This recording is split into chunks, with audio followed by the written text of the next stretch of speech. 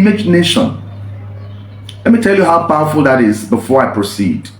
Image nation can take you around the world just at a click and a snap of your fingers. Let me say this. You can be where you are right now listening to this broadcast. You can be sitting in the comfort of your couch in your living room.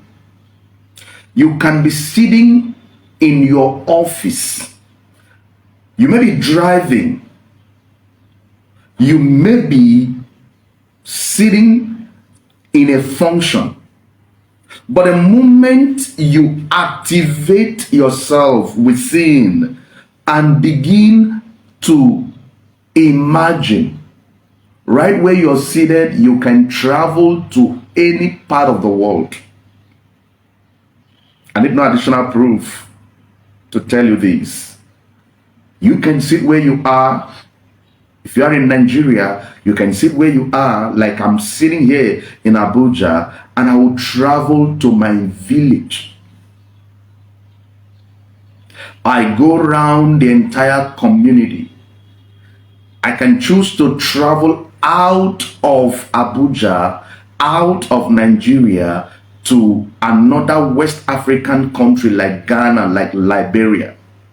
And I navigate where I have once been, having fellowship with the brethren.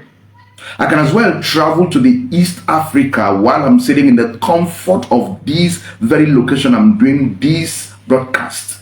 And I would see myself having some beautiful fellowship with friends in Kenya, in Uganda, in Tanzania, where I have had fellowship physically with friends and colleagues. I can as well travel down to Cameroon, where I've had fellowship with friends and colleagues while I'm sitting in the comfort of where I am broadcasting right now. I can travel to the United States of America. I can travel to South Africa. I can even travel to South Korea. I'm talking about places I have had fellowship.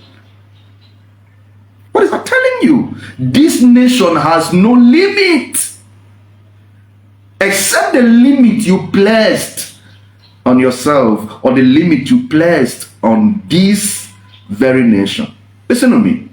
You can never become a chief executive officer of your own, a CEO of your own, with the mentality of a gate man. I like that to stick. For you to lead a fulfilled and a successful life as a believer on earth, your mentality has got to align with your prayers and your faith. It doesn't matter how much you pray. It doesn't matter how much you fast. It doesn't matter how much you sacrifice. Until your mental capacity commiserates by frequency with the level of your prayer and faith, I'm telling you, you might do all these without one single result. That is quite mind-blowing, and I'd like you to meditate on it. You can never become a CEO of your own empire if you have the mentality of a gate man. Yes, you must understand that success and failure are not without. Success and failure are within. Yeah. Success and failure are simply the outcome or the byproduct of our thoughts.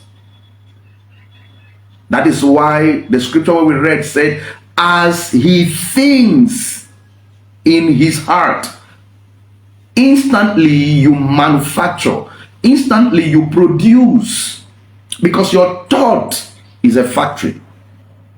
The moment you think it, not so shall he become, not so will he become, not so can they become, so is he. So your thoughts instantly manifest the essence of who you are. All right, I'd like you to understand that, because this is key.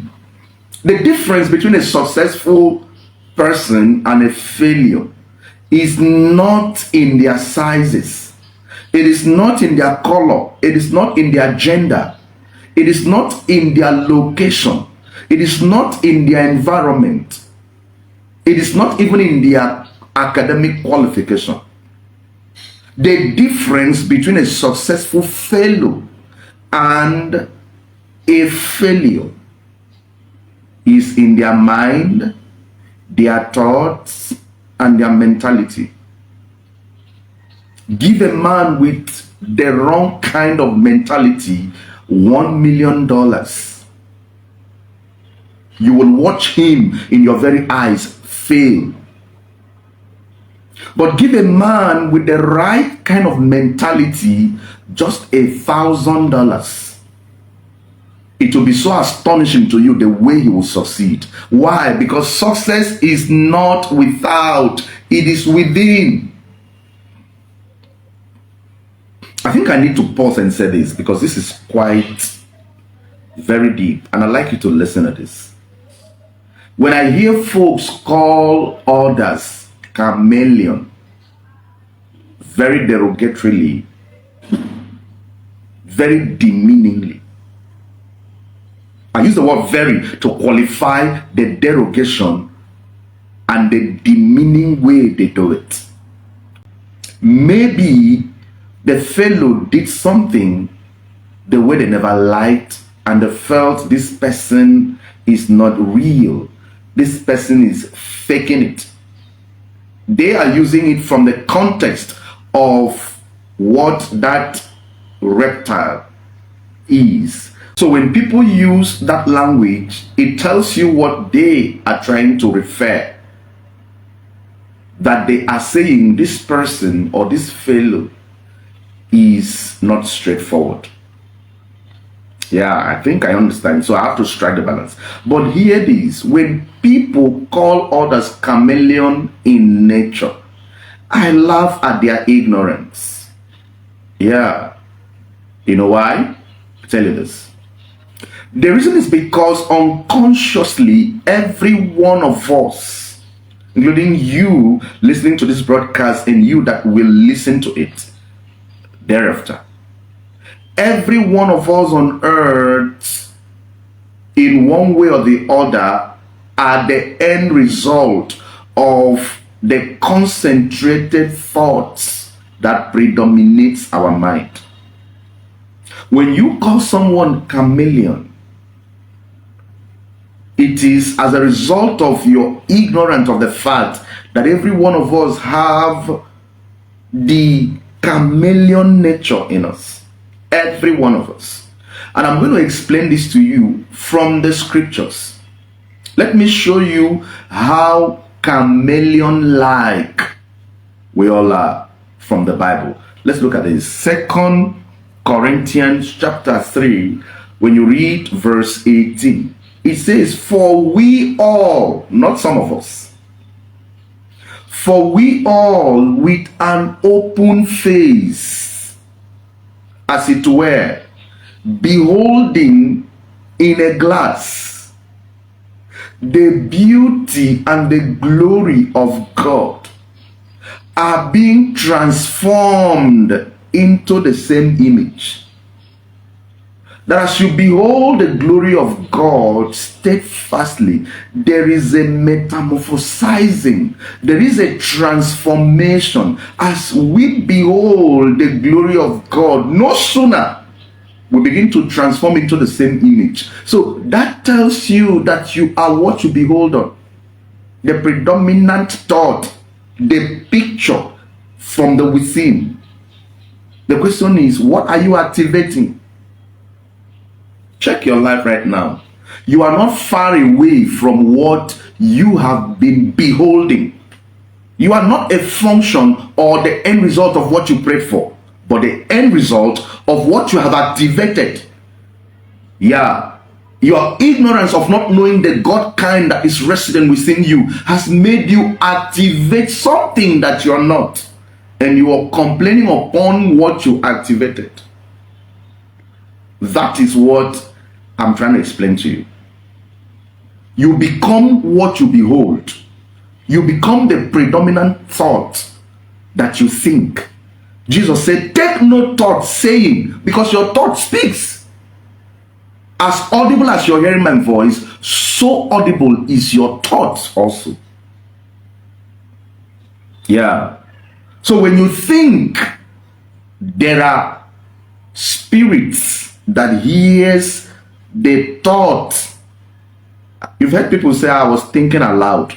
When they think to a degree that they lost count, and unconsciously they begin to say things, and when you tap them to consciousness, what are you saying? You say, don't mind me, I was just thinking aloud. I thought aloud. Now you thought aloud without even knowing that your mouth is voicing what your heart or your mind is saying.